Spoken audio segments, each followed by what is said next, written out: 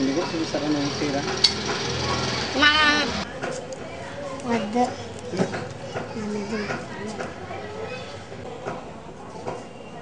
Photo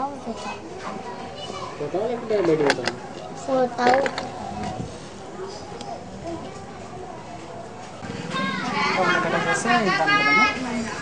వెయ్యికి కొబ్బరి pan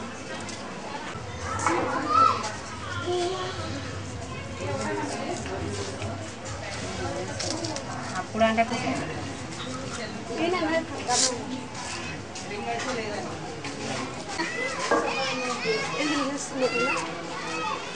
ఏం లేదు న్యూస్కి అంతే అలా పాప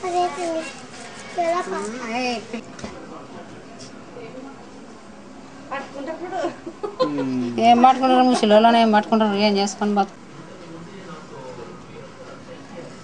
ఎవరు దిక్కులేని వాళ్ళకి పని చేసుకొని బతుకుంటే ఏం చేసుకుంటారు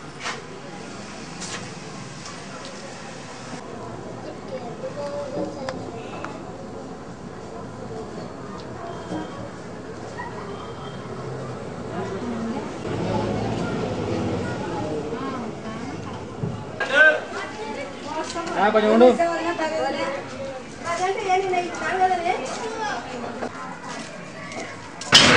ఇమ్మంటేస్తావా చెప్పు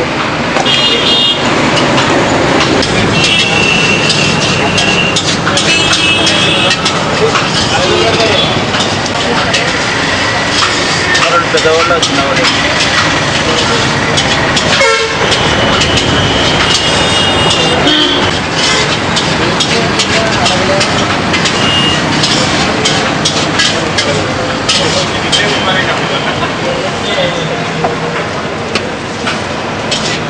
చిన్నవాళ్ళు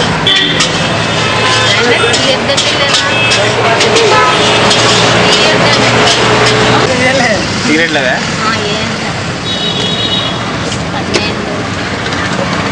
చేంజ్ మాకు తర్వాత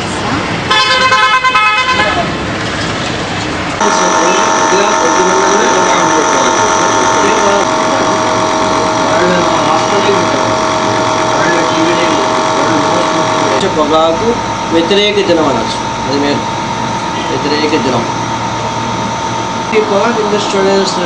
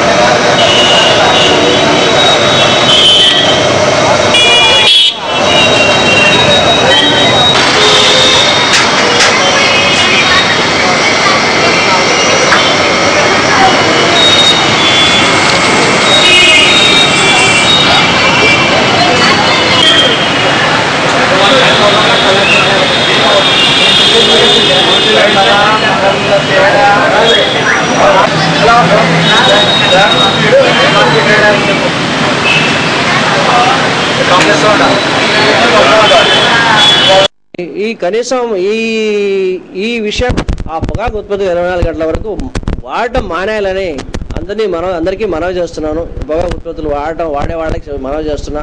కనీసం 24 గంటలు మానేయండి అని మిమ్మల్ని మనవి చేస్తున్నాను.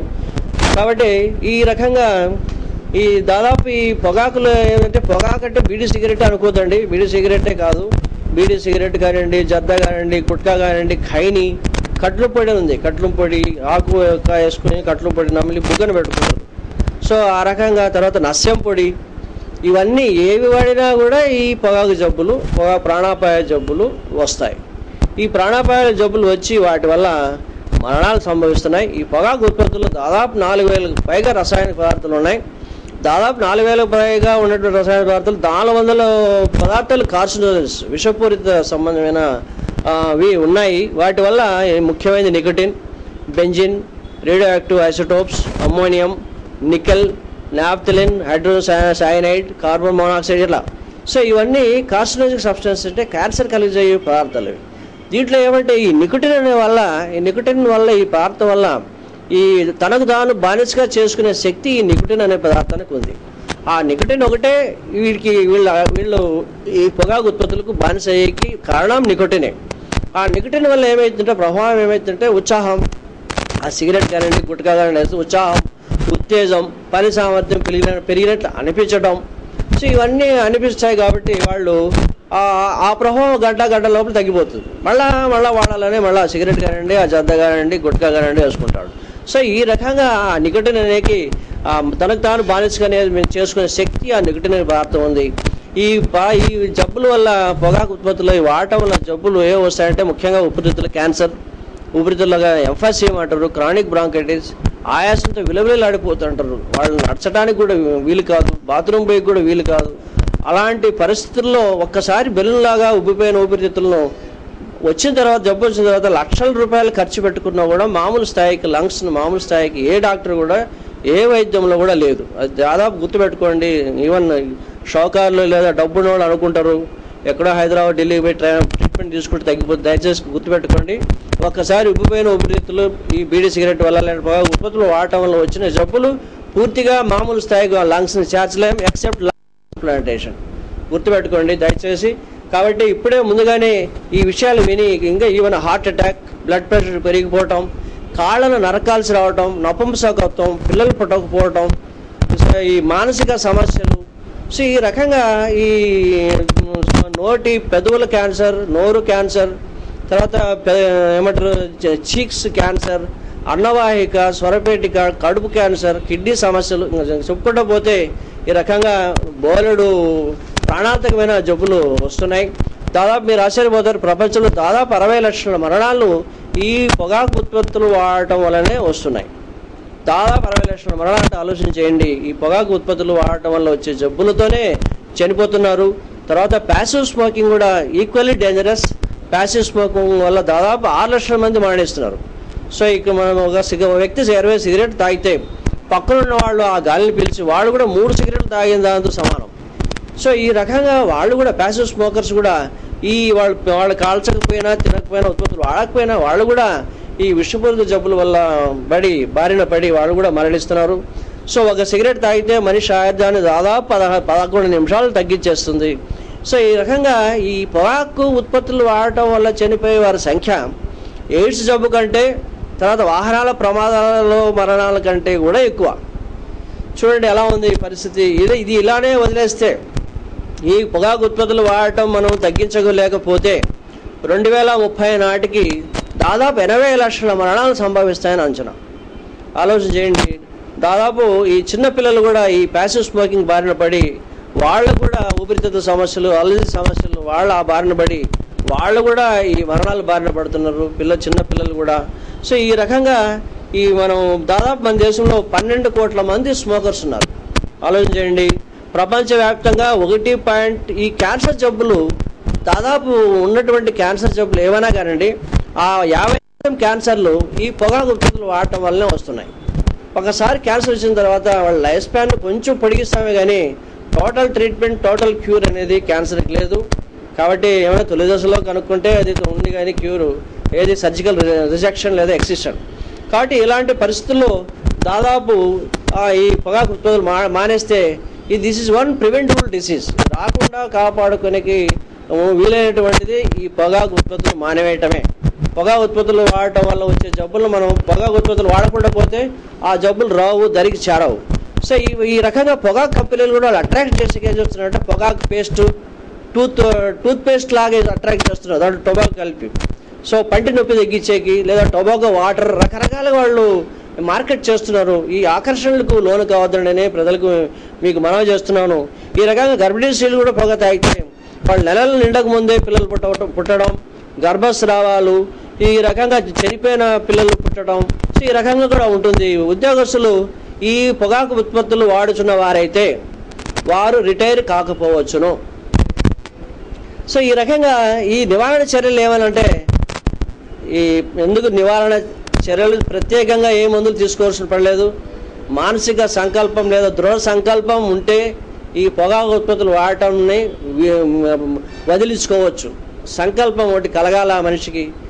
ఇటువంటి బారిన పడి ఈ రకంగా ఇదంతా విని కూడా ఈ ప్రజలు తాగేవాళ్ళు లేదా వాడేవాళ్ళు, ఉత్పత్తులు వాడేవాళ్ళు దృఢ సంకల్పం చేసుకుంటే వాళ్ళు వారం 10 రోజుల్లోనే మానేసేకి వీలవుతుంది. ఓన్లీ సంకల్పమే. తర్వాత నికోటిన్ రీప్లేస్మెంట్ థెరపీని, నికోటిన్ చూయింగ్ గమ్స్ ఉన్నాయి, నికోటిన్ ప్యాచెస్, నికోటిన్ స్ప్రేస్ ఇవన్నీ ఉన్నాయి మార్కెట్లో. తర్వాత ముఖ్యమైనది ఏమంటే ఇంత విస్తృతంగా ఇది జరిగిపోతుంది కాబట్టి ఇది WHO నుండి ఈ క్యాంపెయిన్లో రెడ్యూస్ చేయాలా స్మోకింగ్ను అనే మాట ఉంది కాబట్టి ఇది ప్రైమరీ స్కూల్ స్థాయిలోనే, ఇది వరల్డ్ లెవెల్లో గ్లోబల్ ప్రాబ్లం, ఇది పబ్లిక్ ప్రజారోగ్య సమస్య కాబట్టి ఇది ప్రైమరీ స్కూల్ స్థాయిలోనే లేదా హై స్కూల్ స్థాయిలోనే ఈ పొగాకు ఉత్పత్తుల ముప్పు గురించి పాఠ్యాంశంగా చేరిస్తే చిన్నపిల్లల నుండి వాళ్ళకి అవగాహన కలుగుతుంది. వాళ్ళు పెద్దయినా కూడా దీనికి లోను కారు. దయచేసి గవర్నమెంట్ చర్య తీసుకొని ఓ పాఠ్యాంశం పొగాకు ఉత్పత్తుల వాడటం వల్ల కలుగు ముప్పు లేదా పొగాకు ముప్పు ఏదైనా అండి, ఆ పాఠ్యాంశం అయితే చిన్నపిల్లల స్థాయిలో వాళ్ళు స్టార్టర్స్ అంతా స్మోకర్స్ అక్కడే ప్రైమరీ స్కూల్లోనే ఆ తుంట బీడీలు తాగేది నేర్చుకుని ఒకరు తాగి ఇంకోటి తాగేది ఇది అంతా స్టార్ట్ అయ్యేది అక్కడనే, ఒకరు చూసి ఒకరు. కాబట్టి అక్కడే మనకు తెలియజేస్తే పాఠ్యాంశంగా పెడితే కన్నా స్మోకర్స్ రాబో కాలంలో ఫ్యూచర్లో ఈ పొగాకు ఉత్పత్తులు వాడటం చాలా వరకు తగ్గే అవకాశం ఉంది. ఇది కూడా గవర్నమెంట్ కొంచెం గమనించాలా. టొబాకో కౌన్సిలింగ్ క్లినిక్స్ కూడా ప్రతి హాస్పిటల్లోనూ పెట్టాలా. తర్వాత మైనర్స్కు 18 సంవత్సరాల లోపు పిల్లలకి ఈ పొగాకు ఉత్పత్తుల్లో అమ్మటం నిషేధించాలా. ఇది ఎంతవరకు వీలవుతుందో గవర్నమెంట్ చేసేకి, అది ఎక్కడ చూసినా మనం చూస్తూ వేలాడి తీసింటారు, గుట్కాలు కానివ్వండి, ఖైనీలు కానివ్వండి, పాన్ పరాగ్ కానివ్వండి. సో ఈ ఉత్పత్తులు వాడటం నిషేధించాలా. తర్వాత ఈ రకంగా ధూమపాన నిషేధం అనేది ఆల్రెడీ నిషేధించాలి కానీ అది ఎక్కడ అమలు అవుతుందని నేను ఇంతవరకు చూడలేదు. సో ఈ రకంగా ఇది కఠినమైన చర్యలు తీసుకుంటే కానీ కొంత ప్రజల్లో కూడా రావాలా, ప్రజల్లో అవగాహన రావాలా, ప్రజలను చైతన్యవంతం కావాలా. గవర్నమెంట్ ఎంతసేపు చేస్తుంది, ప్రజల్లో అవగాహన వచ్చి కనీసం పొగాకు ఉత్పత్తులు వాడేవాళ్ళు కనీసం ఇప్పుడు ఈ రకంగా ఇవన్నీ ఇన్ని అనర్థాలను విని మీరు కూడా ఈ పొగాకు ఉత్పత్తులు ఈ రోజు నుండి మీరు మానేస్తారని మిమ్మల్ని అందరినీ కోరుతూ మీకు మనవి చేస్తున్నాం. అందుకే కౌన్సిలింగ్ లాస్ట్ ఏళ్లలో 45 ఏళ్లలో ఆల్రెడీ వస్తాడు.